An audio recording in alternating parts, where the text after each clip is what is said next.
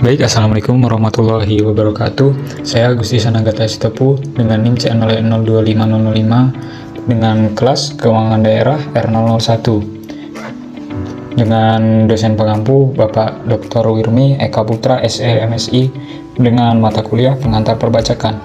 Di sini saya akan membahas dan mempresentasikan tentang dinamika utang pajak, timbul penagihan hingga hapusnya kewajiban. Yang pertama, teori timbulnya utang pajak. Ada dua, yaitu ajaran material. Utang pajak timbul otomatis karena berlakunya undang-undang. Tats Benten. Pajak lahir jika peristiwa, keadaan, atau perbuatan hukum memenuhi syarat objektif dan subjektif.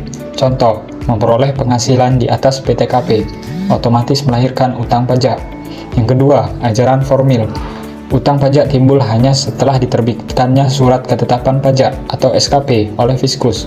Negara baru memiliki hak tagih secara legal setelah adanya penetapan resmi secara administratif, dengan menekankan pada aspek legalitas administratif fiskal. Yang ketiga, teori versus sistem pemungutan. Assessment system berkaitan erat dengan ajaran material. Wajib pajak diberikan kepercayaan penuh untuk menghitung, menyetor, dan melapor sendiri kewajibannya tanpa menunggu ketetapan Fiskus. Official Assessment System berkaitan erat dengan ajaran formil. Besarnya pajak terutang sepenuhnya ditentukan oleh Fiskus melalui penerbitan surat ketetapan resmi. Jenis penagihan pajak ada dua. Yang pertama, penagihan pasif. Fiskus sekedar memberitahukan adanya utang pajak yang harus dilunasi dengan menertibkan surat tagihan pajak atau STP, menerbitkan SKP KB atau SKP KBT. Terakhir, sifatnya informatif dan peringatan awal. Yang kedua, penagihan aktif. Tindakan hukum paksa jika wajib pajak tetap tidak melunasi utang setelah jatuh tempo.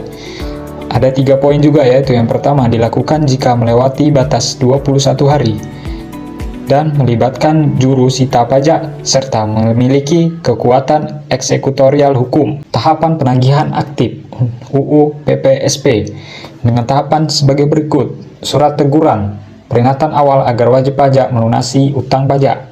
Yang kedua, surat paksa diterbitkan 21 hari setelah teguran setara putusan pengadilan. Yang ketiga, penyitaan atau SPMP dilakukan jika 2 kali 24 jam setelah surat paksa tidak dilunasi.